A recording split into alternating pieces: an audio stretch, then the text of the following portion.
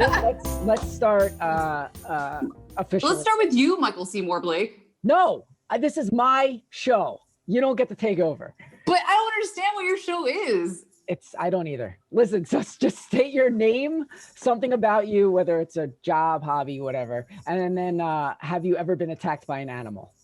And before we actually start officially, we should just say this. This is a redo because last time your kids semi-hijacked the episode. They hijack literally everything. I think a lot. That day that I beat up Ham. Oh my gosh. You guys didn't even know about it. I get in trouble. Are you freaking for real right now? Get out of here. Beating the stop. I feel like there's a situation brewing in my house right now. I was caught that with some bad. Cool. Good for a lot of my brother's pet a duck. But anyway, all right. Okay. So your name, something about you, and then have you ever been attacked by an animal? My name is Brenna Cavazos. Something about me. I'm not the most interesting man in the world, but I was a car salesman for 5 years. Okay. All right.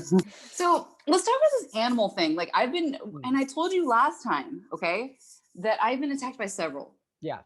Mm-hmm. And the duck was probably the first time. Yeah. Okay. We're going back. I'm sorry that I'm referencing a video that we're trying to redo right now. Yeah.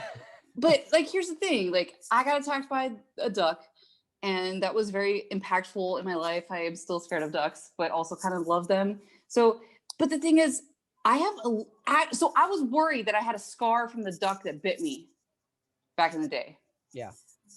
But I don't. But I do have an actual scar from the hermit crab that attacked me. So I was drunk on the beach in Guantanamo Bay. And it was like right outside of Camp America. So I guess like Camp America where they're keeping prisoners. How old are you at this point? 21. Okay. So 21 for sure, because I was drinking. Mm-hmm. No, but Camp America is like where they're keeping all the prisoners, and it was down. I guess it was down below underwater, and that was, I don't know. I just thought that was like weird that it was there. It was kind of weird to just be hanging out and drinking where there's like a prison underwater. Anyway, somebody found a hermit crab, which is badass. So I was playing with it, and I didn't know. And I should know because I used to have them as pets when I was a kid, but that thing bit me. Okay. Pinched? Yeah, I guess pinched would be the proper term. I'm going to say bit because that's what it felt. Right, it bit me. It bit me. And I just started bleeding all down my arm. And I'm like, oh my gosh. Wait, where did it get you? On my thumb. Okay. You are not going to be able to see. You're not going to be able to see the scar here. Okay. But it's still there. So I needed stitches. But the dock of the boat, he was also drunk, and he couldn't do stitches. It was bad enough for stitches. Wow. Yeah, but like I said, I couldn't get them because medical help was also drunk. We were just wasted, and so the next day, we put super glue in it, which was made for the military anyway. So yeah, the crazy glue, right? I don't know, man. It was super glue. It was crazy though. So it was super crazy glue. A lot of hikers carry that. Like I carry it too. Yeah, because like if you get in a really bad situation, it's the best way to close up a big wound. In or like spray in a bear's face. The best way, but it's a very simple way, and you can get a tiny little tube. That's true, actually, and it was effective, but it did suck like for a while after when it started wearing away, and like I would wash my hair, and all the hair would go through the cut on my thumb, and I was just like, oh. So, are you afraid of hermit crabs now? No. Okay. Because I was going to get a hermit crab costume and show up at your house, but now I guess I'm not going to do that. Okay, that will scare me. People in costumes scares me. So I really, don't want just that. Anybody? Yeah. Like I went to SeaWorld and Shamu tried to touch me. Shamu in a costume tried to touch me, and I wait. The real Shamu wearing a costume tried to touch you, or someone in a Shamu costume? I don't know. It's clear. Yes, it was a person. It wasn't Shamu. Okay, so it was Shamu in a Shamu. Okay, so person in Shamu costume.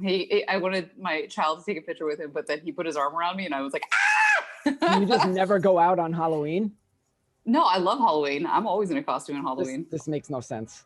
So I don't know either, man. Costumes, but you love Halloween and you go out and have a good time. Okay.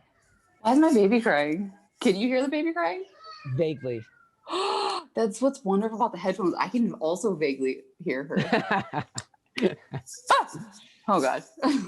There's a child. He snuck up on me. All right, I'm Hey. gonna give you 2 choices. You have to pick one to have for the rest of your life. You're talking to yourself. Really uncomfortable, horribly uncomfortable underwear, or a horribly uncomfortable undershirt for the rest of your life. Pick one.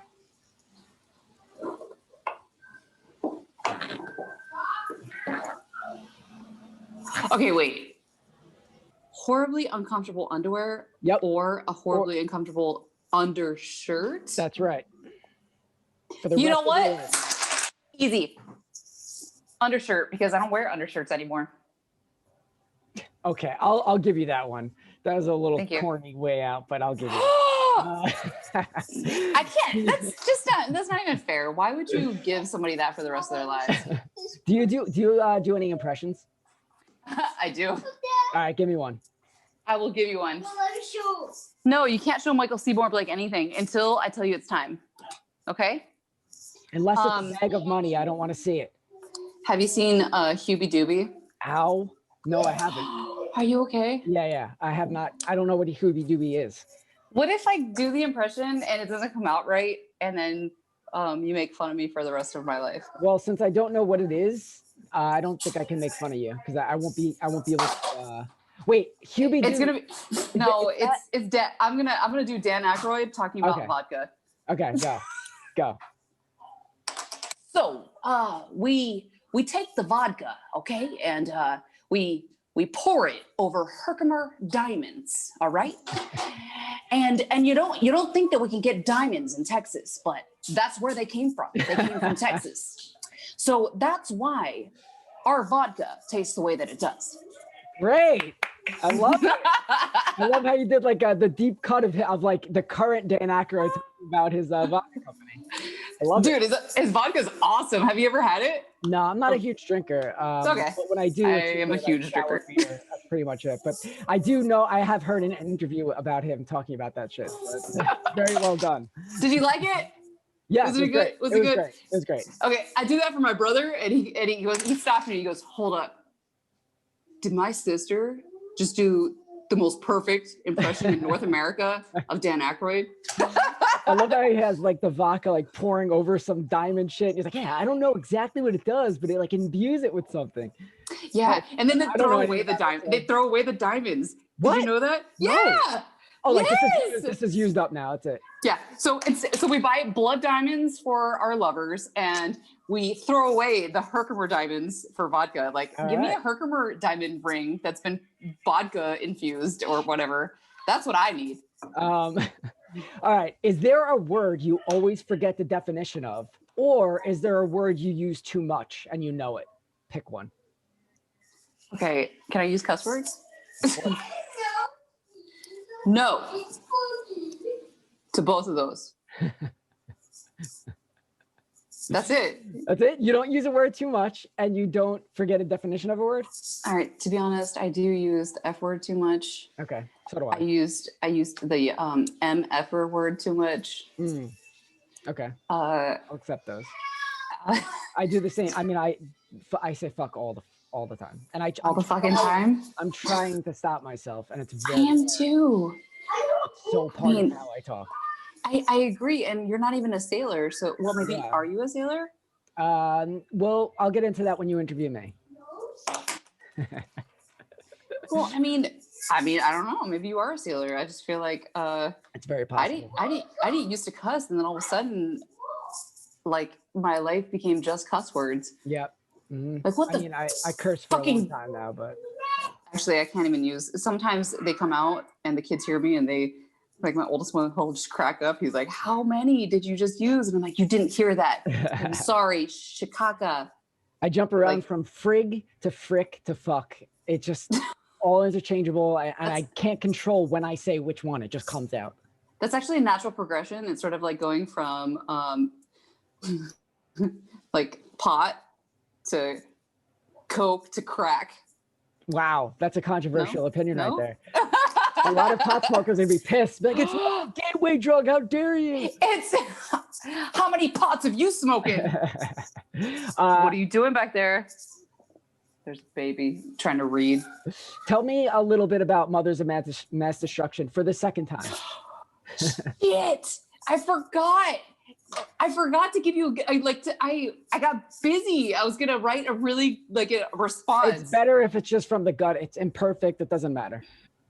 It is about making women super strong, empowered, educated, and powerful within themselves, whatever capacity that is. And in what specific way do you do that? Through physical training and supportive words. How about this? One of my favorite things to do when I train women, especially when I was doing my class, when we had classes open. And is this mostly weight training, or is it just physical training in general? Oh, it's weight training. Okay, weight training. Gotcha. Yeah, but the thing is, it's also so it's mostly weight training. It's for postpartum pregnant women, and they are kind of jumping back into fitness either for the first time or for the first time after they've had their baby. And a lot of them, after they have their baby, they feel very weak because your body feels weak because you just went through huge trauma of giving birth, and so there's a lot of changes. So we start slow with weights, and then we ramp up. And so by the end of the class, one of my favorite things to do was have them pick up Atlas stones, which are these huge concrete balls. And the first thing towards the end, you said, of their towards training? the end, yeah, it's like a day. So I had a day, and I didn't intend for it to be a thing, but it turned out to be a thing, and it was like stone day. So that day they'd show up, and this is all we did. We just practiced with a small, a 35-pound one. So it's that big. And then we went, one of the girls, her husband actually made them. Her and her husband made these concrete balls. So then I got a 65-pound one. So it was a little bit bigger. And then we went to 95 and 115. And so you see these women, they're looking at it and they're like, I'm not strong enough for this. And, I think a lot of us feel that way, but with the proper encouragement and coaching, it's amazing when they pick it up and they are able to pick up this humongous concrete ball and put it on their shoulder. And they're like, so that's why one of my favorite things was Stone Day, because they left just on cloud nine, I am so badass. And absolutely you are, you are so awesome. And so I took pictures. Every time I would take pictures of them holding the concrete ball on their shoulder, and their faces were always just beaming because it was the moment for them. And so I missed that, actually. I missed that about in-person classes with, at a location, but yeah, that's an awesome way to end it. That's really cool. I love that. Me too. Kind of going off what you were saying, I just recently watched this video where this guy asks people to point, keep your feet in the same spot and point behind you as far as you can. Okay, they do it. Then he goes, okay, now close your eyes, and he does this whole visual game where picture yourself twisting once all the way around, impossibly so, with your finger pointed out. Now picture it again. He does it 4 times. So you're spun around 4 times. And he goes, all right, now open your eyes, point and point behind you once again. And everyone, almost everyone points further, they can twist their body further. And he goes, he's like, yeah, so that was your mental block was sort of broken a little bit by that, by envisioning yourself twisting. You didn't do anything different. You didn't learn how to stretch better in that 5 seconds. You just mentally saw yourself doing it, and you got a little further. So that's kind of sort of what you're talking about with these women. Yeah, actually, that's really cool. Didn't know that they could. And it took you to make them see it. Well, I mean, somebody had to do it for me. Yeah, so you bringing it out within them, it was already there. But yes. So, but that's true, though. The mental block is huge for almost all of us when it comes to, I mean, I see it all the time in weight training. So for any kind of weight, so we've talked about this before, the weight training, the mental blocks come in. Some days it's just going to be sucky and you can't really get away from it. Other people are very, very good at overcoming that mental block. Mm-hmm. I'm not, actually. I'm terrible at it. I am, if I have a barbell on the floor and I think I can't pick up the weight, I will not pick the weight up. Yeah. It just won't happen. Even if I picked it up before, it doesn't matter. It's not coming up that day. Yeah. And sometimes the mental block is just too strong, and I haven't figured out a way for myself to overcome it yet. However, it's easier when you have somebody else coaching you through that mental block. So yeah, for sure. I don't know. So that's really neat, like little exercise, I guess, to make people like, I wonder look if at what you could can do. somehow utilize that in your own way to like help people visualize something. I don't know. Like to do it for myself. Yeah, like or yourself, or you teaching people like, all right, now like in your head, I want you to picture yourself lifting a house or something really extreme, and really get into that visual, and then have them try to lift that weight again. Or it can end up with a lot of injuries. I have no idea. Do I want people to break like bones? So we established you're not a power lifter. You're just a weight trainer. I'm about to go power lift some children.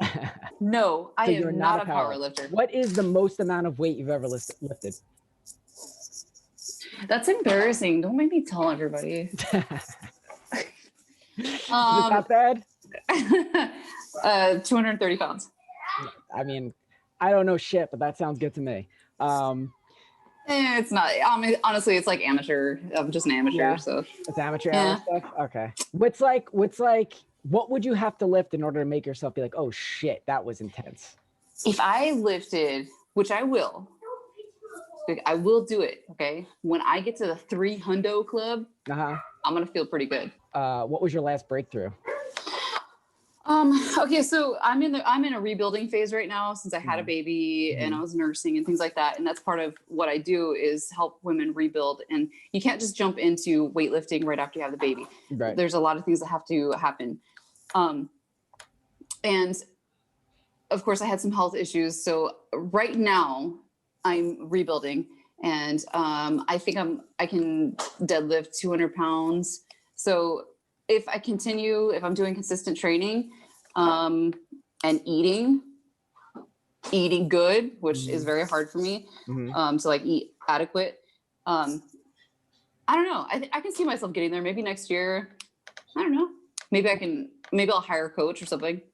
Were you closer before you were pregnant to getting to that 300 spot, or you're just still gradually building it up? I never really even thought about it before. So okay. I was just gradually building up. So yeah, each time I would do, like I would try to max out. You want to max out, you want to get to more weight. So even a 2.5 pounds or like little change plates, 2.5 pounds is a big deal. So you go from 250 to 252.5. Yeah. That's look, awesome. when you finally reach the 300 club, I'll welcome you, because I've been in it for a few years now. So get up there. Thank you. I'm gonna welcome you. Maybe you can send me the chip that comes with it, or like the sticker. Yeah, it's a little award. I have mine in the other room. But, I bet you do. I bet with all your other ones. Yep. So this whole like focus on postpartum, is that because you saw a lot of women stop being physical after they were pregnant? Is it your own personal experience that got you into it? So, honestly, there's a lot of different reasons, mostly because I started getting into fitness because I had a baby and I didn't want to stay overweight, because I didn't feel like myself. Right. And so, working out also opened a lot of doors for me, like, I guess, mentally, through like the depression and anxiety that I was feeling, and also through the PTSD problems that I have. So I found working out to be highly beneficial in so many ways. And through my fitness journey of my own, I started to realize that a lot of people didn't understand the specific needs for pregnant and postpartum women. And that was that where was I?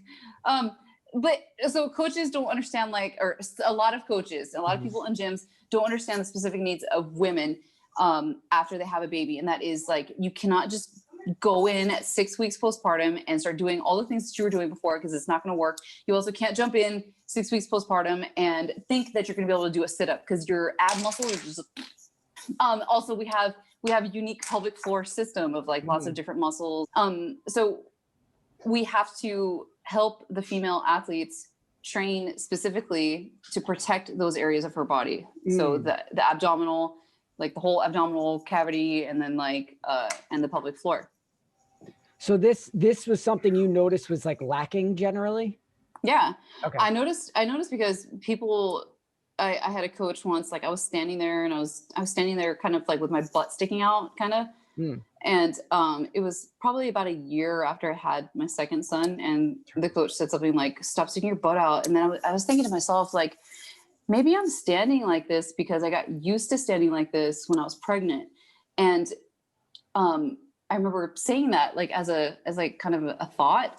And the coach said, stop blaming everything on pregnancy. That's all you want to do is just blame everything on pregnancy. I'm like, okay, well, I mean, but the thing is, like, I'm a woman and these are things that I go through and they're huge. They're very impactful. So then I found out that women have like a special curvature in the bottom of their spine, specifically so your butt sticks out a little bit to make room for that belly on the front. Right. So your back actually does curve to compensate for the belly. And so after you give birth, you do need to kind of adjust for that compensation. You need to like check it, make sure that you're standing correctly, standing in a neutral position rather than sticking your butt out or tucking your butt in. Mm-hmm. So when I found out that there was like an actual scientific reason for it, I was like, dude. So yes, you can blame some of this stuff on pregnancy. Did you tell the coach? Nah. Oh, you didn't tell him. How long after that incident did you learn all this stuff? About maybe a year, 2 years. Oh wow, it's a long time. Okay. Yeah. But honestly, it was almost like this kind of stuff kind of was innate to me because I'd been through it twice before. So it was like, well, I mean, I know this stuff is from pregnancy and nursing and things like that. So the other thing is like if you have a female in your gym and she's training and she's also nursing a baby. Oh, hold on. Just 1 second. Yep. My baby put herself in a dog cage. She's getting food out of it. Wait. Oh, am I off mute? Okay. Yeah. You're off mute. So if you have women population in your gym and they're nursing babies and stuff like that, you cannot expect them to do certain things or perform a certain way. Some of them can, and some of them will, and that's awesome. That's great. But a lot of them will not be able to because of the hormonal differences between a nursing mother, pregnant mother, postpartum mother versus a woman in her normal non-nursing state, if that makes sense. Yeah. But even still, women training is very different too, because even when you're not nursing, women have a cycle. So we have all these hormones that change throughout the month. And so there are times where it's better to have high volume rather than like cardio. And there's better times to PR your deadlift and get that 300. And there's also times where personal record. Okay. Everything's a PR. But so there's different times to do certain things. And I think female training is very special and I really, really like it. Because I feel like a lot of women are doing things that the men are doing, but we're not men. And we're actually more complicated. And how dare you? Sorry. Our hormones are more complicated. Like, okay, yeah, I'll accept that. You know what I mean? Like, but the cool thing is we have that like indicator monthly of our health assessment. Like every month we kind of know where our bodies are at depending on symptoms and how we feel and stuff like that. So right. That's huge in training. Like I am appreciative of my cycle because of that. I don't know. I don't want to talk about periods. So I have to assume, and you said last time, but first of all, it's not going to be out. And second of all, I kind of forgot. How long have you actually been working out? 10 years. Okay, 10 years. So before you started working out versus now, I'm assuming your relationship with your body is like very different, or is that assuming too much? Maybe. I'm not sure. I mean, I worked out when I was in the military a little bit, but not really. But yeah, okay. I would say yes, because before I didn't realize how strong I was or how strong I could be. Even in the military, you didn't realize. Yeah. That. Okay. No, because my job wasn't like a physical job. Gotcha. It was technical. Okay.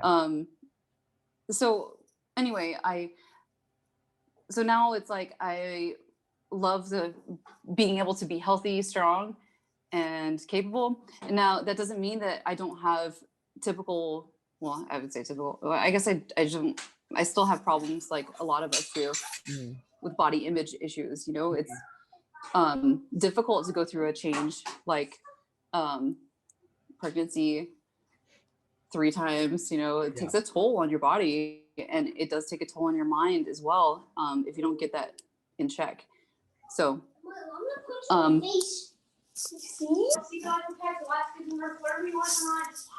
okay. Did I answer your question before? I actually got knocked off. I got slightly knocked off track, but I'm pretty sure you covered most of it.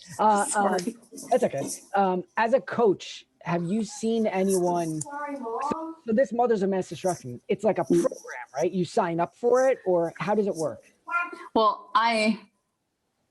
it's just the name of my business. So right now I'm training a man. He's a friend of mine, so he asked if I would train him. And mostly people find me through word of mouth. And they, you know, a lot of times women are wondering like why they can't lose like a belly pooch, the mom belly. And a lot of times it's from a condition called diastasis recti, where your abdominal muscles separate and they don't go back together. Okay. For whatever reason. Lots of reasons.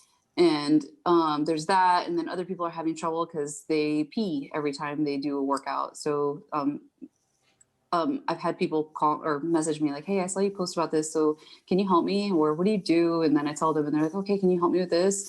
So that's what I do. I did have a program. Just you, or? Yeah, it's just me. Okay. And then, so then I had that program, the Mom Bod Rebuild, which I was doing at my gym location, but we lost our building during COVID. Okay. So I can't do that class right now.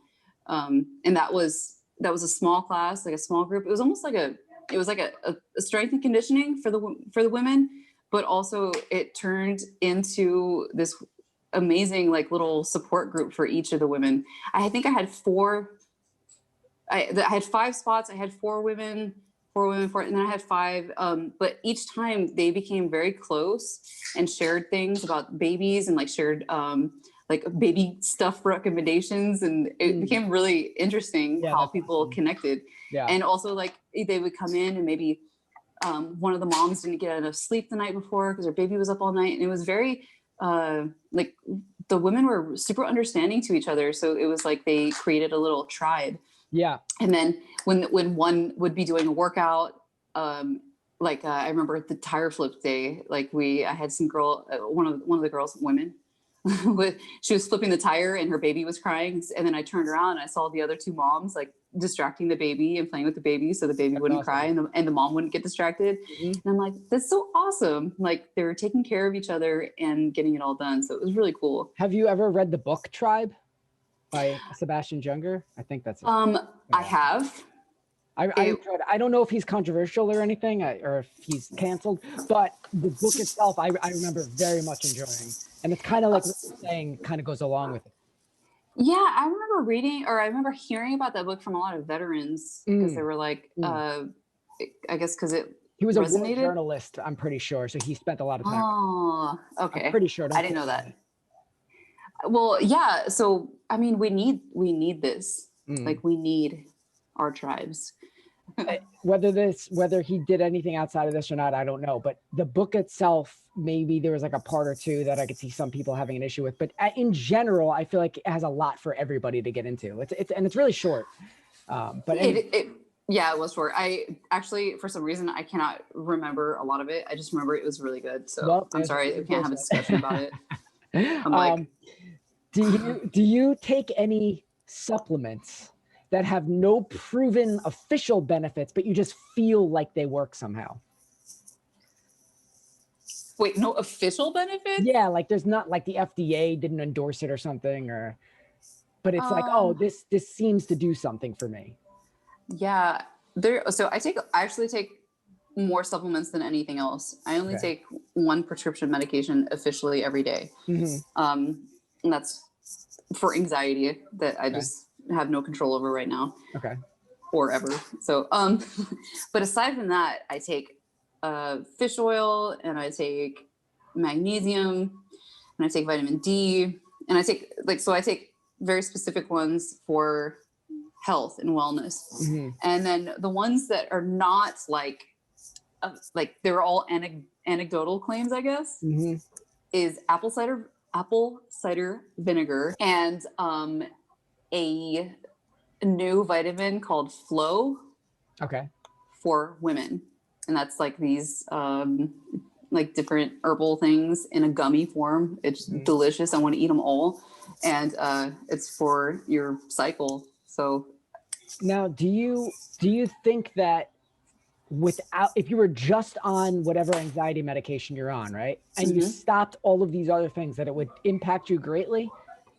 Like, do you think that they really contribute to something, or are you just like, hey, better off trying it, whatever? Are you talking about the like magnesium, the fish oil, all that stuff, or the apple cider vinegar? Let's put that, all everything that's not your official prescription. Let's take that out of your life, let's say. Do you think it would have actual real repercussions for not doing those things?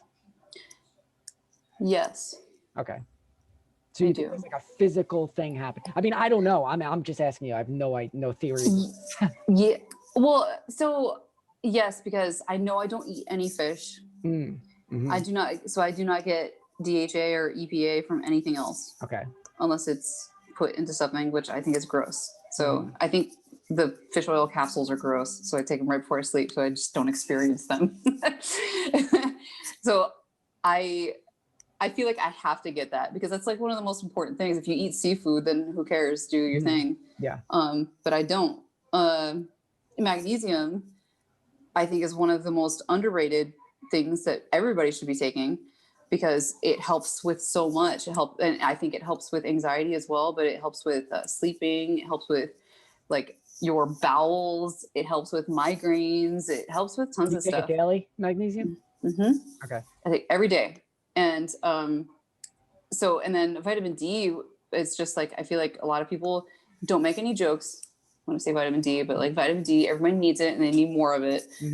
So like, and we can go and get it from the sun, I guess, but I like to supplement with it because I don't know, I just want a little bit extra. Yeah. I'm low on it. So actually my doctor told me so I do take it every day. Do you? Yeah. What kind of vitamin D do you take? Do you take a weekly or daily?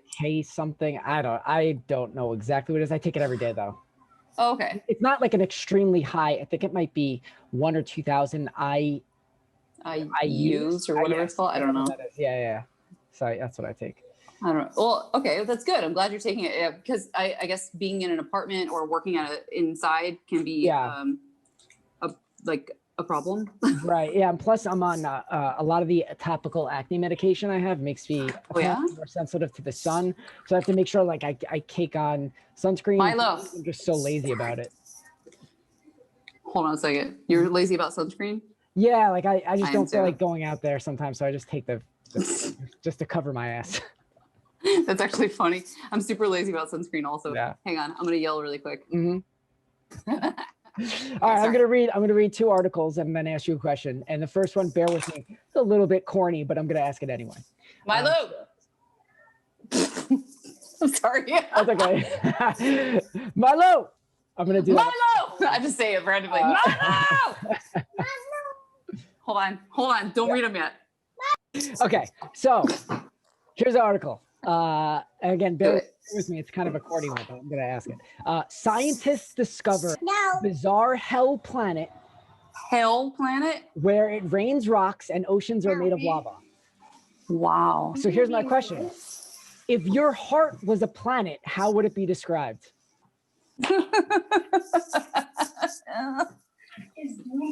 Bleeding. Bleeding planet?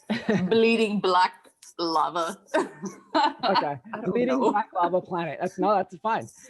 All right. Second article.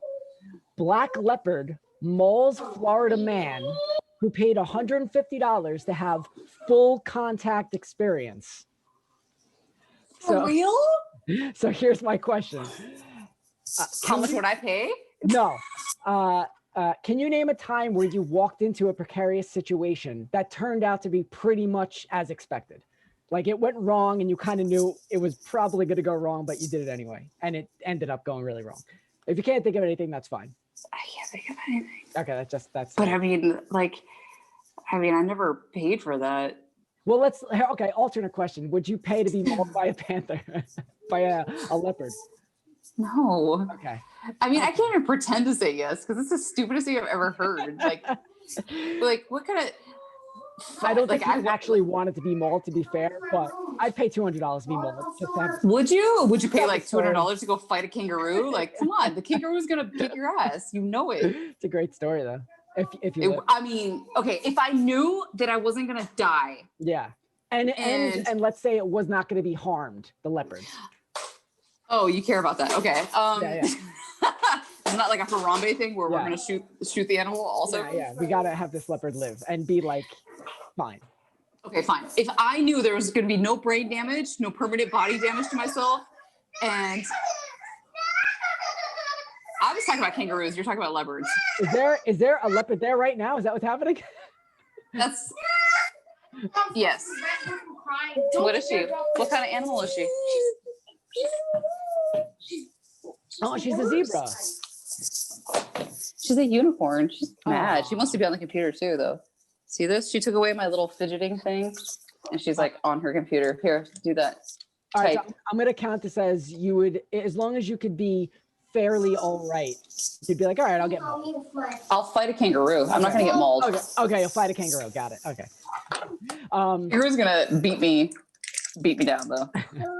I don't know how much into this you can get or are willing to get, so just let me know. But you talk a lot about PTSD. Are you comfortable explaining kind of like where yours comes from? Is that going to be too weird or?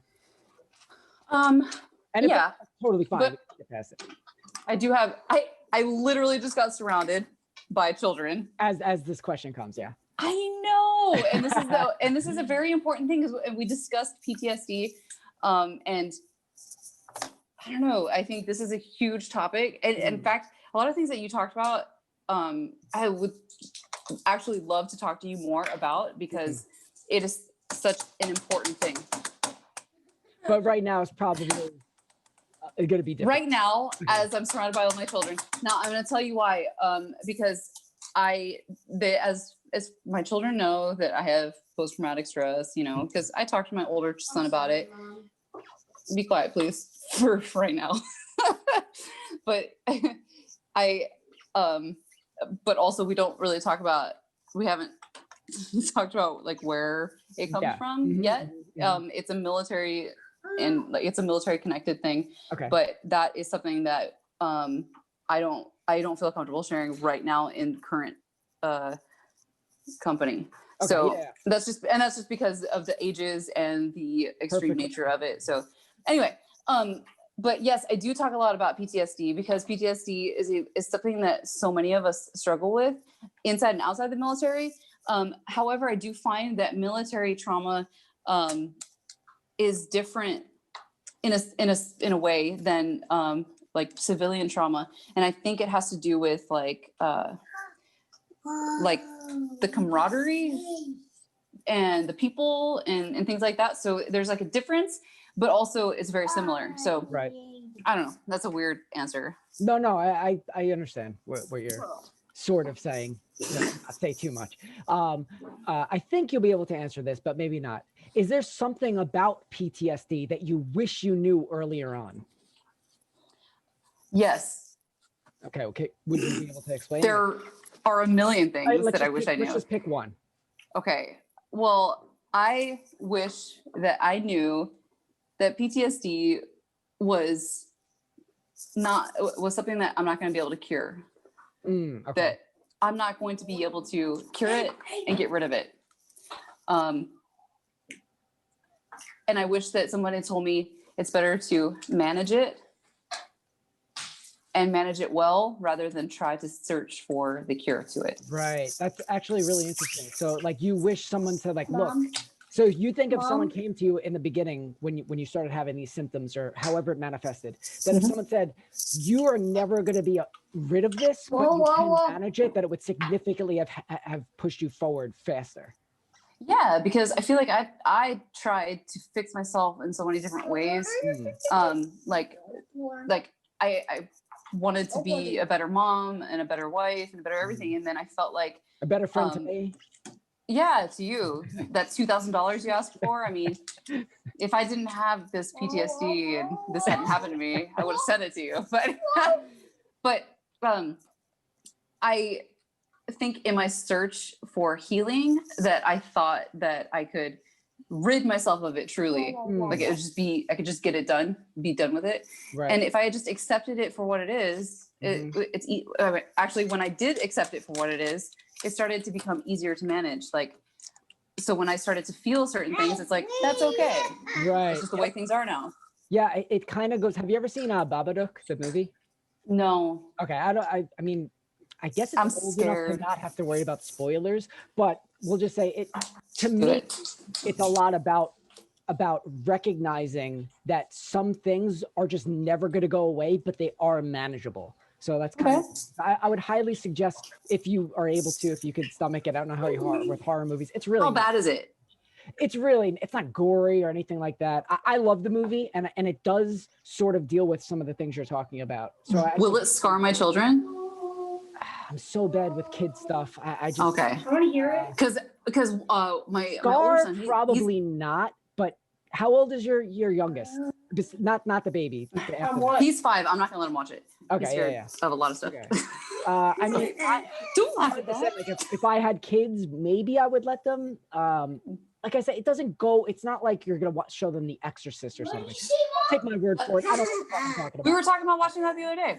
Okay, well, yeah. If they've seen it or you're planning on showing them The Exorcist, you could show them this movie. We're only talking about this one right here. Okay. Yeah. Because Yeah. he's actually, this is a fearless little kid, dude. Okay. I'll wake up at like 3 o'clock in the morning. He's out in the kitchen getting water, and I'm like, man, when I was this age, I would be in my room. Yeah. Get me All water. right, so I would say maybe look into it a little bit. Don't look into it too much, but enough to like kind of judge for yourself. I think it's a great movie, and it does deal with. It will be interesting to talk to you about it afterwards. Let's just put it there. Okay. I'm gonna check it out. Okay, so 2 more quick things. One, I don't know if you're gonna be able to get in this headspace, but let's give it a shot. Hold on. Turn that down, Ham.